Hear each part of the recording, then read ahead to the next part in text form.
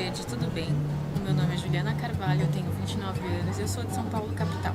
Atualmente eu trabalho, estudo e pratico atividades físicas. Eu aderi a essa rotina de vida saudável há mais ou menos um ano e meio, quando eu perdi uns 15 quilos. Desde então, este tem sido o meu estilo de vida.